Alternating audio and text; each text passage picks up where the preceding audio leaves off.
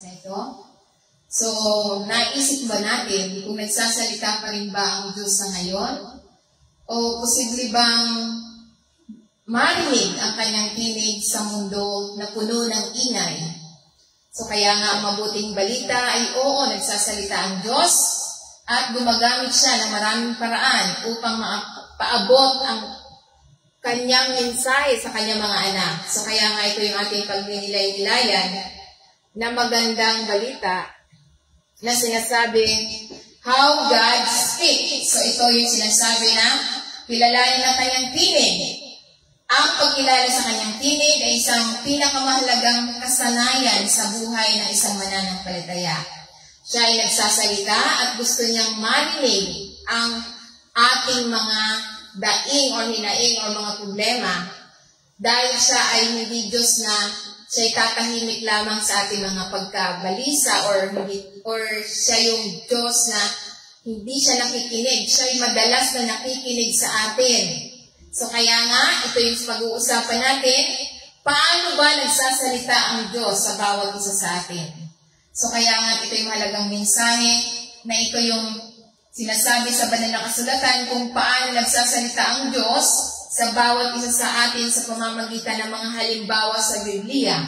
So, kaya nga, how God speaks. So, ito yung mga pamamaraan ng Diyos. Una, through His Word, the Bible. So, ito yung sa pamamagitan ng kanyang salita, ang Biblia, ang pangunahing at pinakamaasahang tinig ng Diyos sa ngayon. So, nagsasalita ang Diyos sa pamamagitan ng kanyang banal na kasulatan. So kaya nga sinasabi niya sa banal na kasulatan sa 1 Timothy chapter 3 verse 16, all scripture is God-breathed and is useful for teaching, rebuking, correcting, and training in righteousness. So ito yung kasulatan na sinasabi na ito ay nagpapaalala sa atin na ang bawat salita sa Biblia ay nagmumula lamang sa hininga. God-breathed. Ibig sabihin, sa hininga ng Diyos, ang kanyang Espiritu at nagdadala siya ng banal na otoridad o kapangyarihan at layunin. So kaya nga ito yung nagsasalita ang Diyos. Ang kasulatan ay hindi lamang sa sinaunang pagsulat o magandang payo. So ito ay ang katotohanan na nilalayo na tayong gabayan, hamunin, hubugin, at ihanda tayo para sa maka-Diyos na pamumuhay.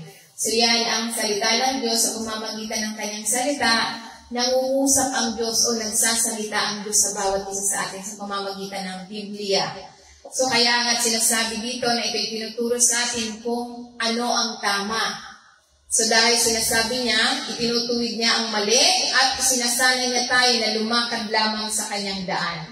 So yan ang katotohanan. Kaya nga sinasabi pa niya sa verse 17, 2 Timothy chapter 3, verse 17, na sinasabi niya, so that the servant of God may be thoroughly equipped for every good work. So ibig sabihin, hindi lamang yung tayong lahat gusto niya na makasangkapan tayo. Ibig sabihin na upang ang lingkod ng Diyos, ang bawat sumasampalataya ay magiging lubos na sa kagamitan para sa bawat mabuting gawa. So ito yung sinasabi na makapangyarihang katotohanan mula sa Biblia na hindi lamang banal na kasulatan, ito yung pakinabang para sa pagtuturo at pagtutuwid. Ngunit ito ay ang pinakalayunin nito ay upang makasangkapan tayo bilang mga mananampalataya sa Diyos para sa bawat mabubuting gawa na tinawag niya tayo sa atin upang gawin ang tama. Kaya nga ito yung sinasabi sa banal na kasulatan, inihahanda tayo, hinuhubog tayo, pinapalakas niya tayo, at pinahinahanda niya tayo sa kanyang salita para sa buhay, ministeryo at layunin. So yan ang nais ng Panginoon sa bawat isa sa atin. Kaya nga, through His Word, so nangungusap ang Diyos sa atin. So kaya nga, kapag isinasabuhay natin ito, hindi lang tayo nababatid, tayo ay nababago. nababago tayo at binibigyan tayo ng kapangyarihan. So yan ang sinasabi sa 2 Timothy chapter 3, verse 16 to 17. So ano pa yung sinasabi sa Psalm 119, verse 105? Sabi niya rito, your words is a lamp for my feet, a light on my path. So ibig sabihin, ito yung sinasabi na ang salita ng Diyos ay parang lampara sa ating mga paa, liwanag sa ating mga landas. So ito yung sinasabi ng banal na kasulatan na nagliliwanag sa ating landas kapag ang buhay ay hindi sigurado o madilim. Maaring hindi nito ipakita ang buong daan sa hinaharap. Ngunit ito'y nagbibigay sa atin, ngunit nagbibigay lamang ito ng sapat na liwanag para tayo sumunod sa mga hakbang na gumagabay sa atin ng ligtas sa kanyang kalooban. So ay napakahalaga sa pamamagitan ng salita ng Diyos, dito nangungusap ang Diyos sa bawat isa sa atin. Na ito nagpapaalala sa atin na manatili tayo malapit sa kanyang salita araw-araw. Kaya nga sinasabi niya na sa Joshua chapter 1 verse 8, di ba sinasabi niya, na huwag nating kaligtaan ang aklat ng buhay, pag nilay-nilayan natin ito upang lahat ng mga nakasulat doon ay masunod natin, tayo magtatagumpay. So, ibig sabihin, ang salita ng Diyos, doon nangungusap ang Diyos sa bawat isa sa atin. Kaya nga, ito yung sinasabi na hayaan na manguna, itama tayo at pasiglahin natin ang ating sarili sa pamamagitan ng kanyang salita. So kaya nga't mahalaga, ito yung halimbawa sa Biblia na sinasabi, example, ito yung sinasabi na kasulatan ng tuksuhin ni Satanas ang Panginoon Kristo. Kaya nga, salita ng Diyos ang kanyang sandata. Dahil sa kanyang sandata, ito yung sinasabi niya sa Mateo chapter 4, verse 4, sabi niya rito, Jesus answered, it is written, man shall not live on bread alone, but on every word that comes from the mouth of God. So, ibig sabihin, sa bawat sitwasyon, sa pamamagitan ng kanyang salita, dito nangungusap ang Diyos sa bawat isa sa atin.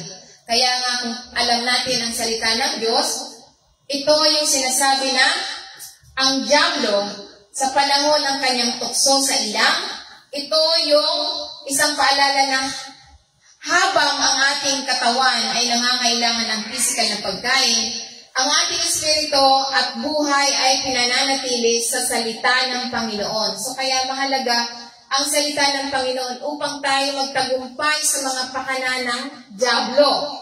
Dahil siya'y tinukso ng dyablo, ngunit salita ng Diyos ang kanyang sandata.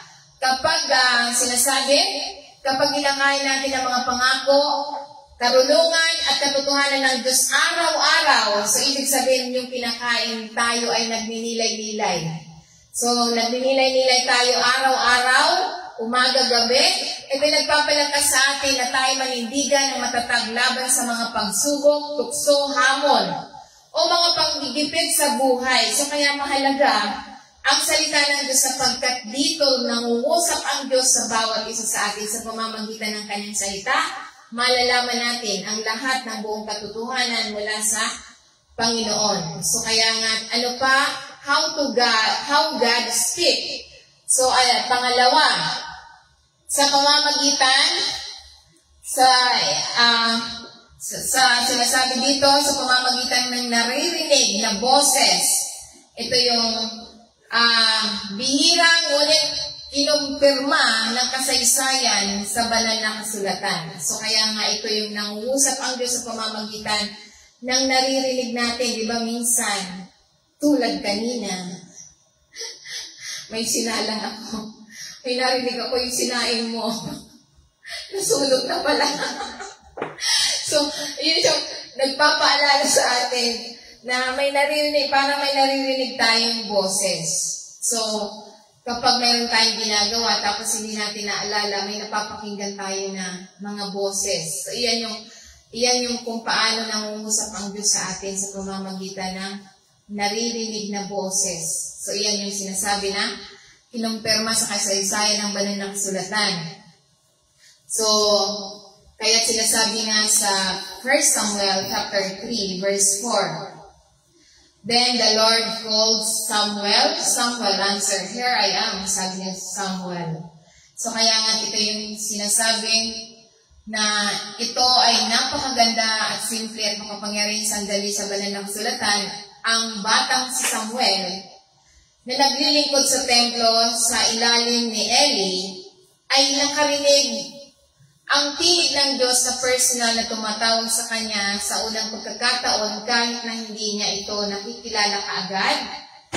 Bukas sa kanyang mga puso at handang tumugon. So kaya ito ay ipinapaalala nito sa atin na tinatawag pa rin tayo ng Diyos sa mga puso ngayon. Minsan sa tahimik, minsan hindi natin inaasahang paraan, or ang pinakamagandang tugon ay pareho. Kaya nga sinasabi ni Samuel, narito ako. So kaya nga, ito yung halimbawa ni Samuel, as a young boy. So mababasa natin yan sa 1 Samuel chapter 3 verse 1 to 10. So summary po yung aking babanggitin, pero yun nga po. Sinasabi sa 1 Samuel chapter 3 verse 1, ang batang si Samuel ay naglingkod sa harapan ng Panginoon at sa ilalim ni Eli. Sa mga araw na yon, ang salita ng Panginoon ay bihira, walang gaano sa mga pangitain. Sa verse 2, sabi niya rito, sa isang gabi, si Eli ang mga mata ay nanghihina na at halos hindi na siya makakita, ay nakahiga sa kanyang karaniwang kinaruroonan. So kaya nga sa verse 3, ang lampara ng Diyos ay hindi pa namamatay at Samuel ay nakahiga sa bahay ng Panginoon kung saan naroon ang kaba ng Diyos.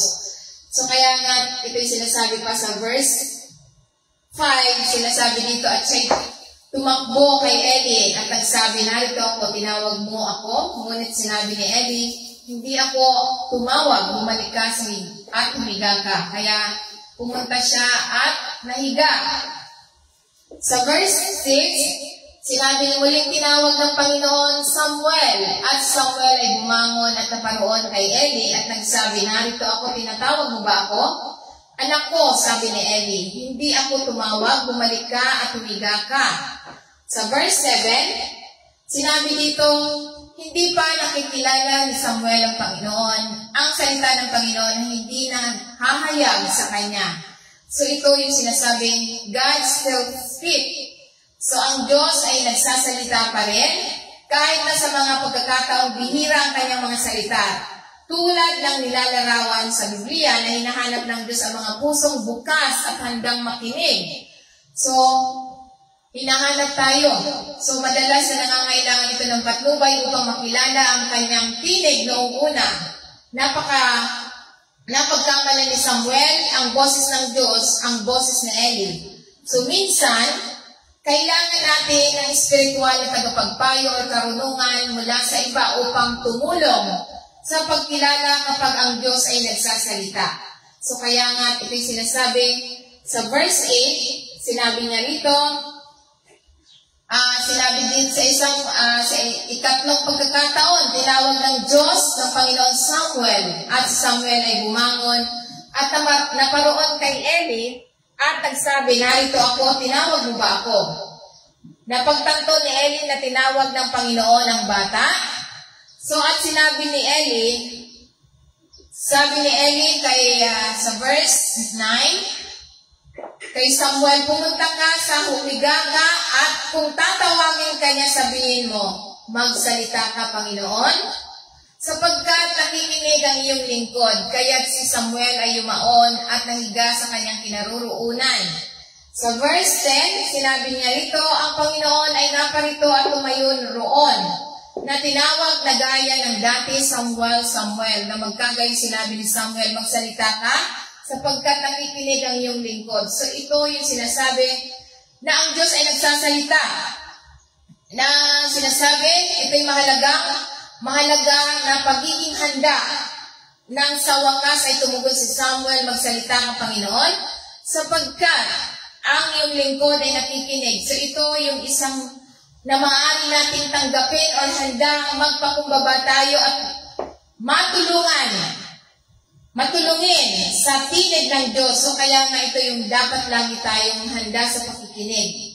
So tulad ng ni Samuel. So kaya nga yung mga bagay, paano ang Diyos ay nagsasalita sa pamamagitan ng boses. So ito yung sinasabi, ano yung dapat natin gawin sa ating buhay, application natin sa ating buhay. Kailangan natin inilagay mo ba ang iyong sarili upang makinig mula sa Diyos? So ito yung katanungan. So kaya nga gumugol ng tahimik nang walang abala sa harap niya at maging handa na sabihin magsalita ka Panginoon sapagkat ang iyong lingkod ay nakikinig. So dapat ganito kapag tayo ay nakakarinig ng mga maliliit na boses tulad ko kanina. Talaga, parang bigla na lang may umanong, yung sinaing mo. Yung pala nasunog na. So, hindi ko talaga naalala, isang oras mahigit nakapaglinis na ako dito, nakapaglinis ako sa baba. Sunog na. Bigla na, yung minuluto. So, yan yung sinasabi na naririnig natin yung boses. So, kaya nga itay gumugol tayo o humingi ng matalinong payo kapag naunawaan kung ang isang bagay ay mula sa Diyos tulad ng hinihiling ni Samuel kay Eli. So, yan, sa pamamagitan ng maliit na boses, napapakinggan natin yung boses ng Diyos. So, ano pa? Ito yung number 3. Sa pamamagitan through the Holy Spirit within you and through the Holy Spirit inner within. Witness. So, ibig sabihin, ito yung sa pamamagitan ng banal na Espiritu na nasa loob natin at sa pamamagitan ng panloob na saksi sa banal na Espiritu, ito yung isang malalim na hindi natitinag na kaalaman ng ating Espiritu. So, kaya ang Diyos ay nangungusap sa pamamagitan ng Espiritu na ibinigay niya sa bawat isa sa atin. Nasa atin ang kanyang banal na Espiritu at ang banal na Espiritu Santo ang nagpapatotoo na tayo'y nasa Kanya. So, kaya nga sinasabi niya sa John 14 verse 26, sabi niya, but the advocate, the Holy Spirit, who the Father will send in my name, will teach you all things and will remind you of everything I have said to you. So, ibig sabihin, ito yung pangako ng Panginoon Kristo sa kanyang mga mananampalataya or disciple. At sa atin, bilang mga mananampalataya, ang banal na Espiritu, ang ating tagapagturo, ang ating guro, katulong, nag-aaliw, na ipinapadala ng Ama sa pamamagitan ng pangalan ng Panginoon Kristo. Hindi lamang niya tayo tinuturuan, kundi pinapaalala niya sa atin ang kanyang salita, lalo na sa sandaling kailangan natin ito. So siya nagpapaalala sa atin sa bawat salita na ating binabasa. So, paano magpapaalala ang banal na Espiritu sa atin kung wala tayong napapakinggan o nababasa? So, kaya nga ito yung katiyakan na hindi tayo nag-iisa sa paglalakbay na ito ng pananampalataya. Kaya nga nung sabi ko, Pastor, wala na po ang kasama. Sabi na Pastor, hindi ka nag-iisa. So, ang banal na Espiritu ang kasama natin, kaya hindi tayo nag-iisa. So, kaya nga ituloy lang natin yung ginagawa, dahil ang banal na Espiritu ng Diyos ay aktibong kumikilos sa loob natin, gumagabay, at dinadala ang katotohanan ng Diyos sa ating mga puso. So, kaya nga, kapag tayo ay saan man tayo pumunta, kasama natin ang banal na Espiritu Santo. So, kaya hindi tayo nag-iisa. Amen? So, kaya sinasabi pa, sa Romans chapter 8, verse 16, the Spirit Himself testify with our spirit that we are God's children.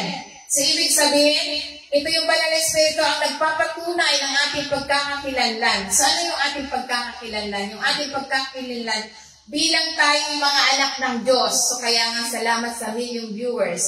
So kaya nga ito yung sinasabi, sa banal na kasulatan ng Espiritu ng Diyos ay nananahan sa loob mo, sa loob ko, sa loob nating lahat. Kaya nga, ito yung pagkakakilala natin na tayo'y tunay na anak ng Diyos. Ito yung patutuo sa ating Espiritu na ipinagbibigay sa atin ng panloob na kumpirmasyon na tayo ay tunay na pag-aari ng Diyos. So tayong tunay na pag-aari ng Diyos, siya mismo ang nagpapatutuo na tayo yung mga anak ng Diyos, pag-aari tayo ng Diyos. Dahil sa banal na Espiritu na binigay niya sa bawat isa sa atin. So kaya nga, ito yung napakagandang katotohanan. Ang banal na Espiritu ay personal na nagpapatunay sa atin na tayo ay Diyos, tayo ay anak ng Diyos. Ito hindi lamang isang kaalaman, kundi isang bagay na sinasabi sa atin. Ito ay isang malalim na panloob na katiyakan na binigay sa atin. Ang Espiritu ng Diyos mismo ang binigay sa atin para tayo maging anak ng Diyos. So kaya nga ito sinasabi na kapag naramdaman natin na tahimik, na kapayapaan, malalim na pagkaalam ng ating kaluluwa na ikaw ay sa Panginoon. Ito yung Espiritu na nagpapatutuo na kasama natin ang Espiritu ng Diyos na nasa atin dahil ikaw, ako, tayong lahat na sumasampalataya, tayo'y anak ng Diyos. Amen?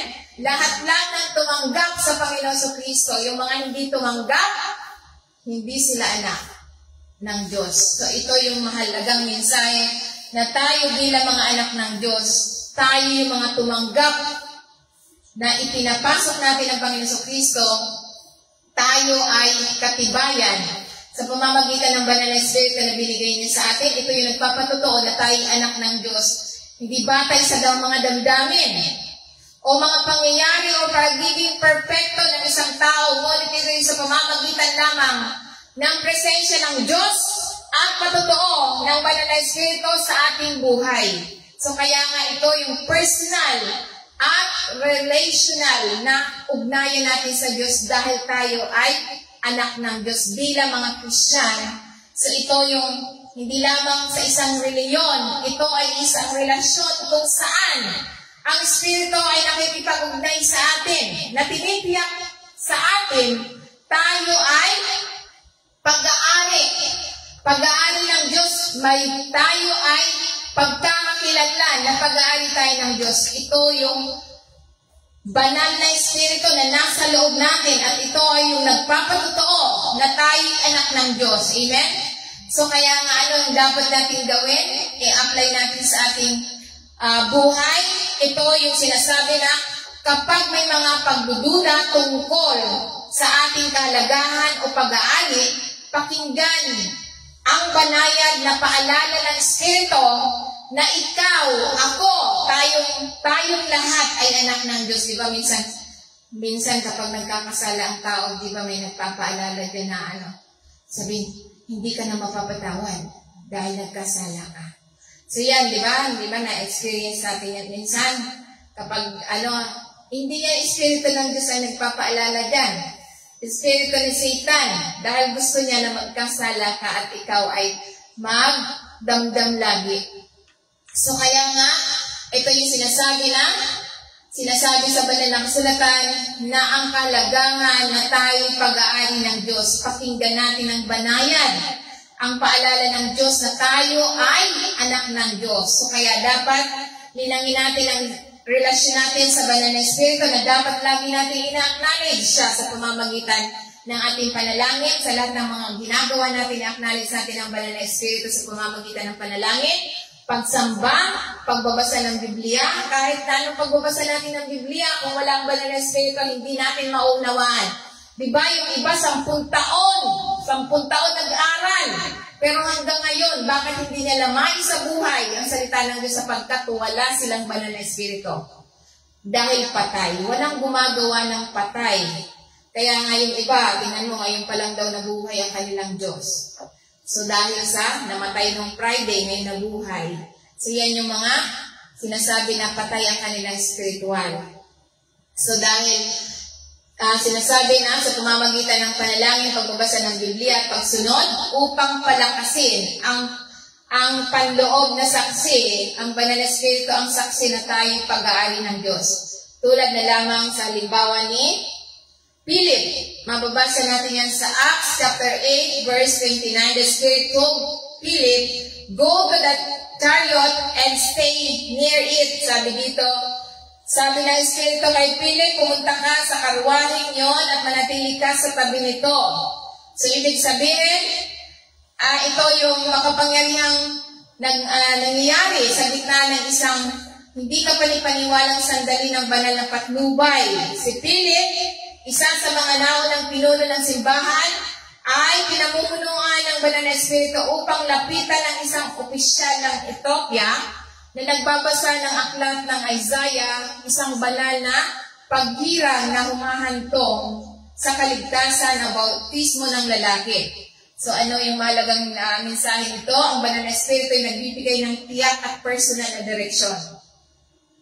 So tiyak at personal na direksyon, tulad nung inutos kay Philip, na sinasabi, pansinin kung paano ang Espiritu ay hindi lamang nagbigay kay Philip ng malabong idea, kundi ito'y isang malinaw na tagubilin na pumunta ka sa karwaheng yon at manatili ka sa tabi nito. So kaya nga ito yung inilalagay tayo ng pagsunod para sa mga banal na pagkakataon tulad ni Philip. So ito yung sinasabi, ang kahandaan ni Philip na sumunod kaagad ay humantong ng isang malakas sa pag-uusap at ang kaligtasan ng lalaki sa Ethiopia. So kaya nga ang Espiritu ay aktibo sa mission at evangelism. So ito yung sinasabi na nagpapaalala sa atin na ang pagbabahagi ng mabuting balita ay isang bagay na ginagawa natin ng nag-iisa. Ang Banal na Espiritu ay aktibong namumuno at nag-uudyok at naghahanda ng mga puso. Kaya nga bilang application sa ating pamumuhay, sa ating buhay, kailangan tayong manatiling sensitive sa mga pagpahiwatig ng Banal na Espiritu araw-araw na mga sandali. Maaaring upang makipag-usap sa isang tao, magbigay ng panghihikayat at lumalo lamang. So ito yung pagsunod sa maliit na tagubilin ay maaaring humantong sa mga sandali ng pagbabago ng buhay para sa iba at malalim na personal na pag-unlad para sa atin. So ano pa? How God speak? Pang-apat, through dreams and vision. So ito yung sinasabi na sa pamamagitan ng dreams and vision na sinasabi, ito'y ganap na nagsasalita sa pamamagitan ng panaginip at mga pangitain sa banal na kasulatan. Ito ay maraming mananampalataya ang nakakaranas pa rin ito sa ngayon. So kaya nga, ito yung sinasabi, ito ng malinaw na mga halimbawa sa Biblia, isang panalangin na maaari natin ipagdasal para sa bahagi ito ng ating spiritual na buhay. Kaya kapag tayo nananaginip, kailangan ipagdasal natin yung mga involved na sa panaginip natin. Dahil yung mga pagkakataon na yan, minsan, yan yung paalala na may mangyari. So kapag masama yung mangyari, dapat ipagdasal natin na hindi matuloy, lalo na sa mga panaginip. Dahil tulad na lamang dito sa Acts chapter 2, verse 17, ang iyong anak na lalaki at babae ay mangungula at ang iyong mga binata ay makakakita ng mga pangitain at ang iyong matatandang lalaki ay mananaginip ng mga panaginip. So kaya nga ang Diyos ay ganap na nagsasalita sa pamamagitan ng panaginip at mga pangitain sa pamamagitan ng banal na kasulatan. At maraming mananampalataya ang nakakaranas nito, kaya nga't mahalaga ang halimbawa sa Biblia na isa'y maaring magdasal para sa mga napapanaginipan natin. So kaya nga ito yung mga pangitain, at mga panaginip ay mga tanda ng aktibong gawain ng Diyos. So kaya nga, ako halos lahat ng aking napapanaginipan nangyayari. So bago ako naging pastora, yung panaginip ko noon na yung napakalakas na ulan, naandun ako sa gitna. Pagdasal ko, biglang tumigil. Sabi ko, tumigil ka ulan. Pero yung, yung waves, yung alon, pupunta na sa harapan ko. Pero pag sabi ko, tumigil ka, biglang tumigil sa panaginip. Noon, hindi pa ako pastor noon. So, kaya nga, lahat ng mga panaginip, nangyayari. So, ibig lang sabihin noon, yung mga unos, yung mga ano natin sa buhay, kaya natin patigilin. Kaya, minsan, kapag may ulan, napapatigil. Si Bibi naka-experience din yan. Kaya kapag nauulanan, Mama, magdasal ka na. Hindi pwedeng umulan ngayon.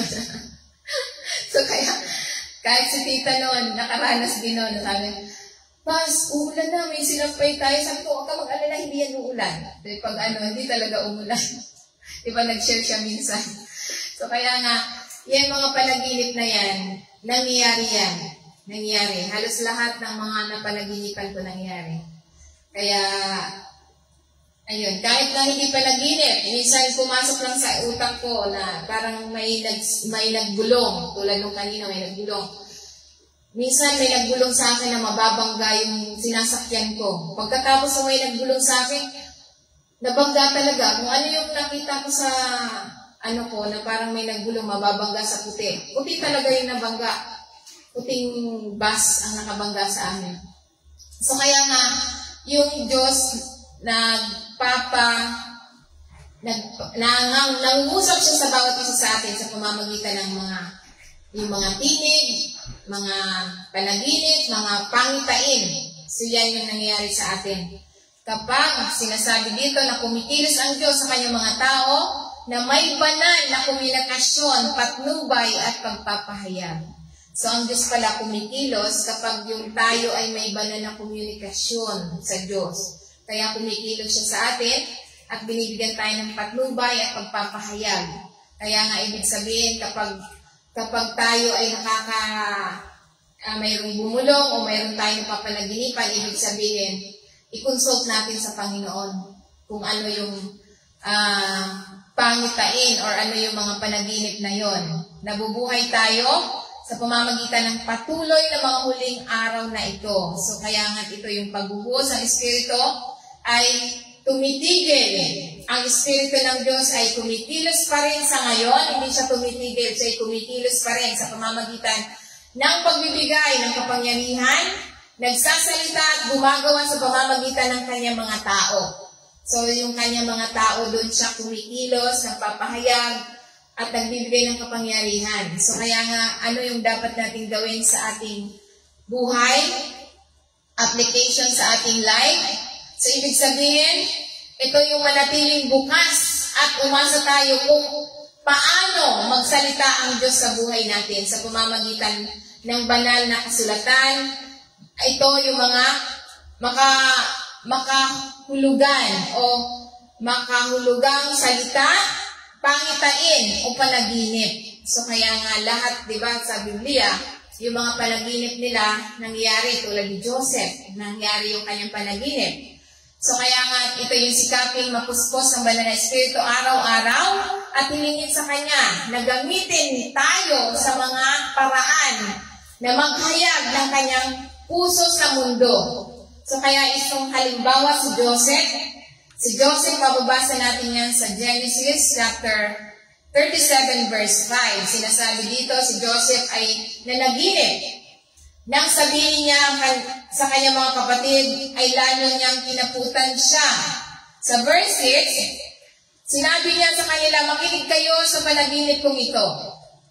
Sa verse 7, sabi niya, nagbibigkis kami ng mga bigkis sa bukid nang biglang bumangon ang aking bigkis at tumayo, habang ang inyong mga bigkis ay nagtipon sa palibot ko at yumukod dito.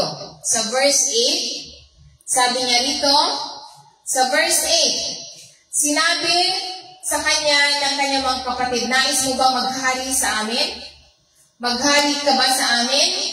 At lalo nilang kinaputan siya dahil sa kanyang panaginip. So dahil dito, ito yung panaginip ni Joseph, kaya nga nangyari yung kanyang panaginip.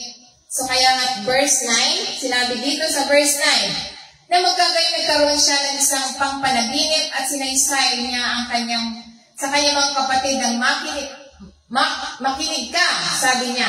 Nagkakaroon ako ng isa pang panaginip at sa pagkakataong ito, ang araw at buwan ay 11 bituin ay yumukod sa akin.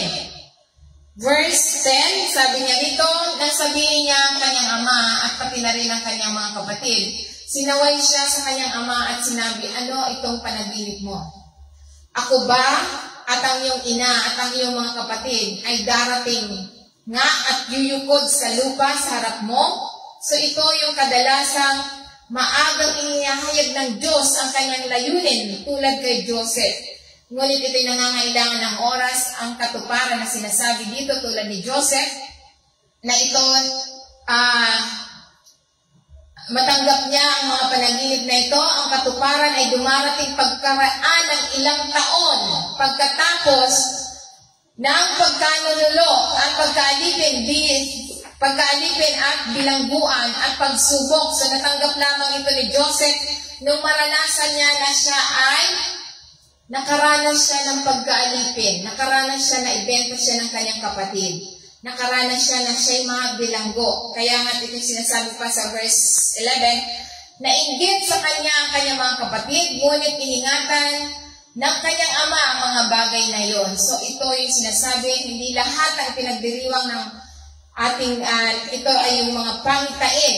Ibig sabihin yung pangitain nito, ito yung nangyari kay Joseph, ngunit dumanas muna siya ng mga pagsubok.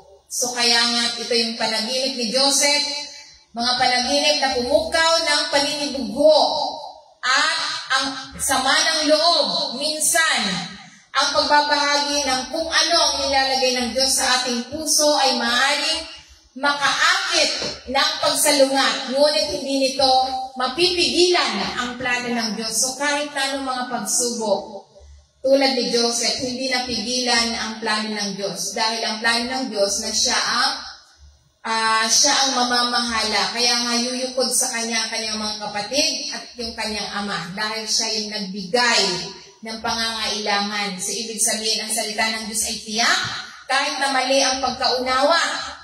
So tulad ni Joseph, so kaya nga maging si Jacob, ang kanyang ama ay nagulat, ngunit iningatan niya ang mga bagay na yon sa pakiramdam na maaaring may kinalaman ito. So kahit yung ama ni Joseph, so ito yung sinasabi na ano dapat natin gawin sa ating buhay? Kailangan natin na panghawakan natin ang ating mga pangarap na ibigay o yung panaginip na ibibigay ng Diyos. Kahit na hindi natin naiintindihan o sinasalungat kung ano ang sinimulan ng Diyos, siya ay tapat upang tuparin. So kaya nga, lahat ng panaginip natin, ito yung mangyayari. Kahit na anong mga pagsubok tulad ni Joseph, nangyayari yung layunin ng Diyos sa pamamagitan ng kanyang panaginip na nangyari na siya yung tagapamahala. No? Kaya nga ito yung kwento ni Joseph na tayo magtiwala lamang sa Diyos sa pamamagitan ng proseso na yung pagkaalam sa mga pagkaantala at pagbihis ay maaaring hubugin tayo para sa tadhana. So ibig sabihin, yung mga nararanasan natin ay yung tadhana pa rin ng Panginoon ang mananaig sa bawat isa sa atin. Amen? So kaya nga't mahalaga na dapat lahat ng mga panaginip natin, isinusulat natin para maalala natin. So yan yung sinasabi sa banal na kasulatan. So kaya nga lahat ng panaginip ay mangyayari yan. Kaya ano pa ang dapat nating tandaan? How God speaks through godly counsel and mature believers. So, ibig sabihin, ang Diyos ay nagsasalita sa pamamagitan ng mga Diyos na mga payo at mga may gulang na pananampalataya.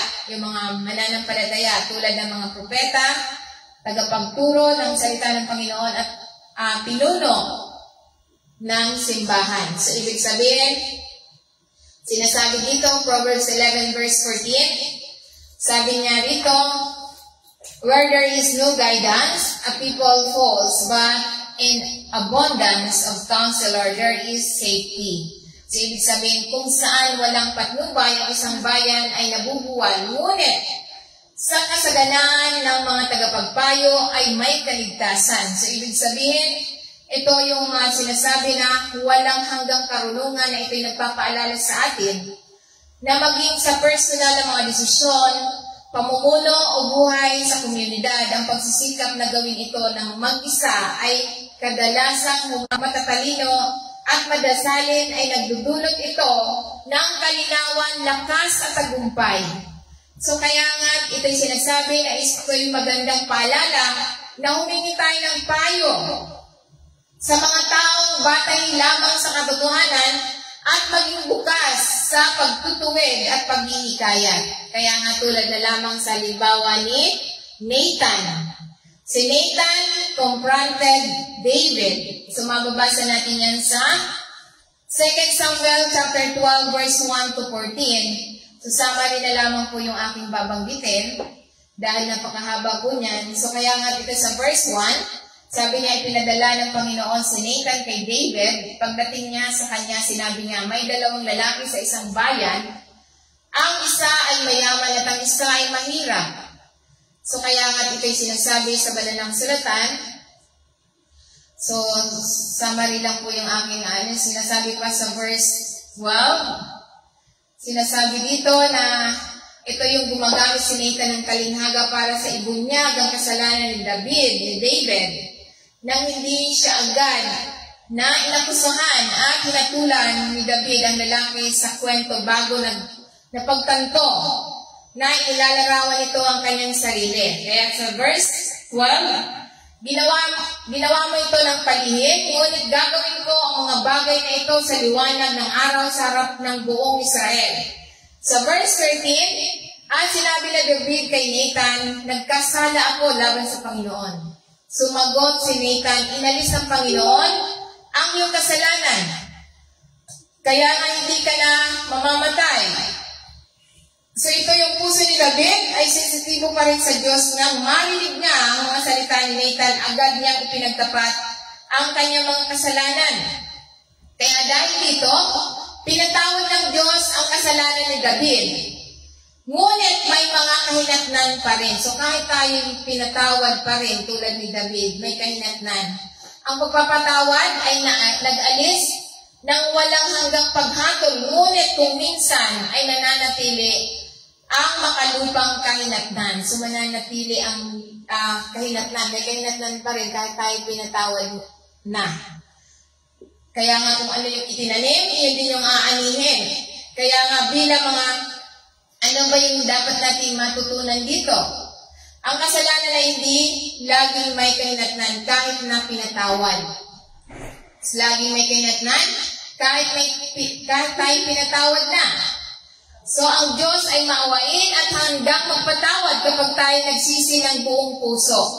So kaya nga ito yung sinasabi na pananagutan at lakas ng loob mula sa kaibigan tulad ni Nathan ay mahalaga. So mahalaga na tayo ay nagtatapat ng ating kasalanan. Kaya nga ito sinasabi na kapag nahaharap sa isang magpapakumbaba, nagsisising puso tulad ni David, ang daan patungo sa pagpapanumbalik. So kaya nga ito yung mahalagang mensahe na tinuturo sa atin na nagpapaalala na ginagamit ng Diyos ang mga tao sa sitwasyon at ang kanyang espiritu para gabayan tayo at ihanda tayo sa kanyang tao para sa hinaharap. Ito'y nagpapakita ng kahandaan ng isang komunidad ng pananampalataya na kumikilos ng sama-sama sa kabutihang loob at pangangalaga ng Diyos. Amen. Praise the Lord. So ano pa ang tinuturo sa atin?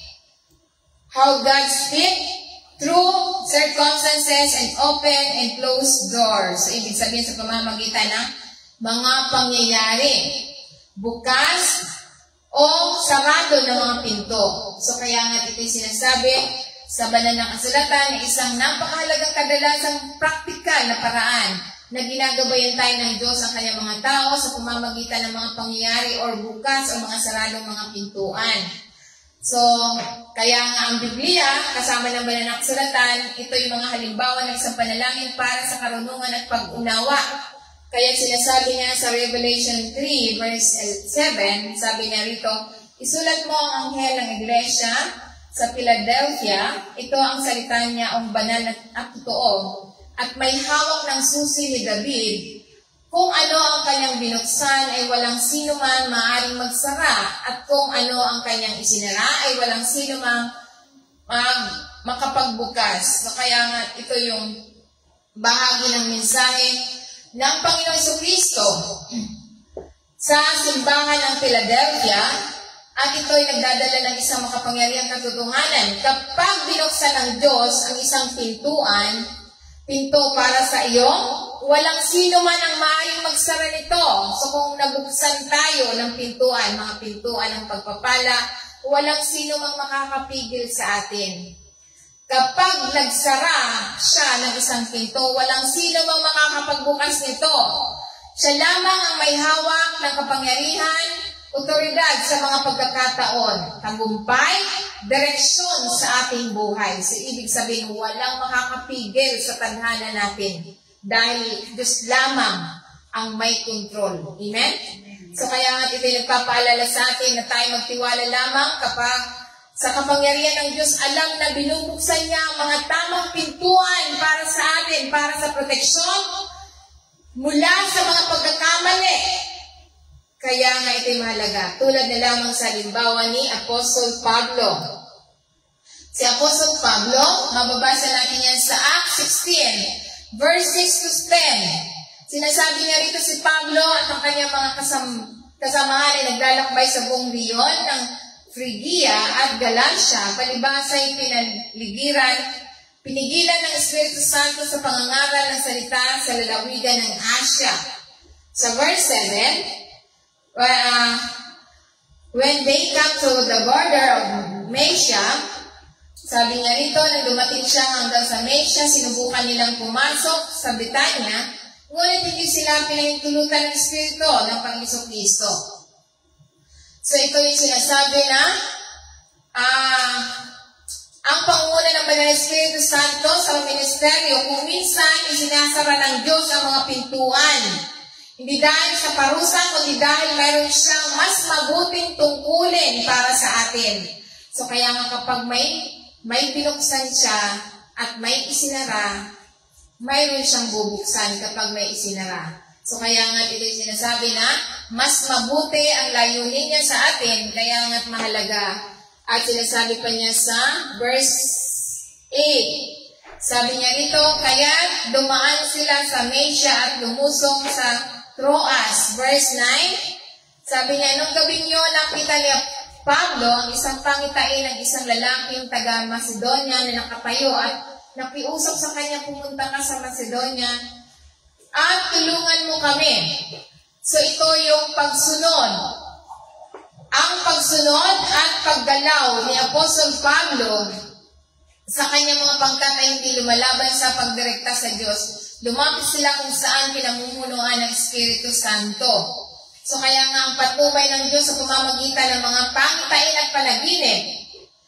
Ang pangitain ng Macedonia ay nag-redirect sa misyon ng Europa kung saan ang Ebanghelyo ay lumaganap. So kaya nga sa verse 10, sinabi dito nang makita ni Apostol Pablo ang pangitain, agad kami naghanda at umalis patungo sa Macedonia na inakala namin tinawag kami ng Diyos upang ipangaral sa kanila ang Ebanghelyo. So kaya nga ito yung mabilis na tugon ng tawag ng Diyos na magkaroon ng kalinawan si Apostol Pablo, hindi siya at ang kanyang kapunan ay nag-atubili. So kaya nga ito yung sinasabi sa banal na kasulatan, ano ang dapat nating gawin sa ngayon? Kapag ang mga pinto ay nagsara, o ang mga plano ay nagbago, ang hindi inaasahan, maari ito ay ang kamay ng Diyos na idinadirect tayo, nagdadirect sa atin. So kaya nga, ano pang dapat nating tandaan? Ang banal na Espiritu ay aktibo pa rin at nagsasalita sa mga puso sa pamamagitan ng kanyang kapayapaan, pananalig, mga pagkakataon kung minsan ay mga pangitain. So kaya nga, manatili tayong sensitibo at handang ayusin ang mga ito, ang mga plano ng may pananampalataya, nagtitiwala kung saan patungo ang Diyos. Siya ay nagbibigay sa bawat isa sa atin ng tamang direksyon, ng pagbukas at pagsara. Kaya nga't mahalaga na handa tayong magbukas at handa tayo sa pagbubukas at handa tayong tanggapin natin ang pagsasara. So yan yung sinasabi sa banal na kasulatan. Ano pa ang tinuturo sa atin? How God speak. So ito yung sa pamamagitan ng tahimik, maliit na tinig sa ating mga puso. So ibig sabihin, ito yung sinasabi na isa sa pinakatahimik ng paraan ng pagsasalita ng Diyos ay sa pamamagitan ng banayad na tinig sa loob ng ating mga puso. Ito ay hindi palaging malakas, ngunit ito ay hindi mapag-aalinlangan sa isa sa nakikinig. Ito yung banal na kasulatan, mga halimbawa sa Biblia at isang panalangin para maibigay ang ating espiritu upang marinig ito ng mabuti. Kaya nga sinasabi niya sa 1 King chapter 19 verse 12, pagkatapos ng lindol ay dumating ang isang apoy, ngunit ang Panginoon ay wala sa apoy. At pagkatapos ng apoy ay dumating ang isang banayad na bulong. So kaya nga ito sinasabi, ito yung mula sa sandali ng ang propeta Elias ay nagtatago sa isang yungib. So nakaramdam ng panghihina ng loob at tag-iisa. So ang Diyos ay nagpahayag ng kanyang sarili sa hangin, lindol o apoy, ngunit sa isang banayad, tahimik na bulong. So kaya nga ito'y isang malakas na paalala na ang Diyos ay madalas na nagsasalita sa atin, sa ating mga katahimikan, hindi palagi sa pamamagitan ng madramang palatandaan o maingay na sandali. Ngunit ito'y isang tahimik, personal, magiliw na mga paraan na tumatakan sa ikabuturan ng ating mga puso. Kaya nga ito'y sinasabi na minsan kailangan nating huminto at patahimikin ang ating ingay sa ating paligid at pakinggan ang tinig ng Diyos. So kaya nga tulad kay Elijah, si Elijah, isang halimbawa na naranasan ni Elijah sa bundok ng Horeb.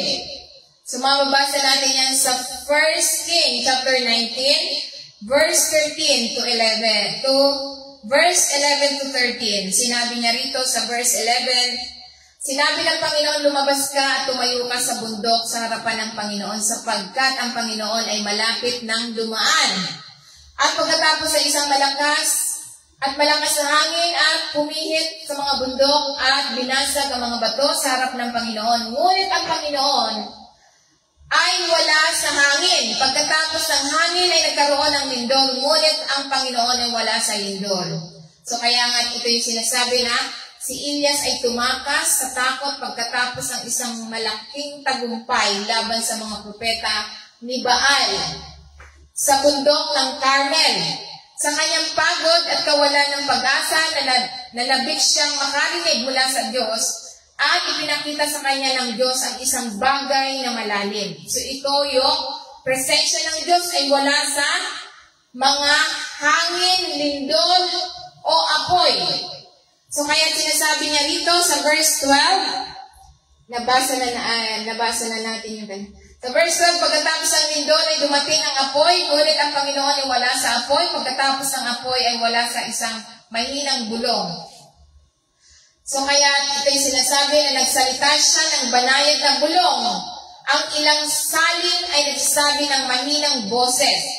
So sa verse 13, Nang marinig ito ni Elias, itinakip niya ang kanyang balabal sa kanyang mukha at lumabas at tumayo sa bukana ng yungib pagkatapos ng isang tinig na nagsasabi sa kanya, ano ang ginagawa mo dito, Elias? So kaya sinasabi, pinaalalahan ng Diyos si Elias na madalas siyang gumagalaw, hindi sa panoorin kundi sa tahimik at matalik na sandali. So kaya nga, so ano yung ating natutunan dito? Ito yung ang Diyos ay nagsasalita ng malinaw sa katahimikan. So nagsasalita siya kapag tayo nananahimik. Kapag ang buhay ay parang magulo, sa tahimik, sumusukot na mga sandali na siya ay pinakamahusay na naririnig natin. So kapag tayo nananahimik, naririnig natin siya. Kaya huwag tayong maingay.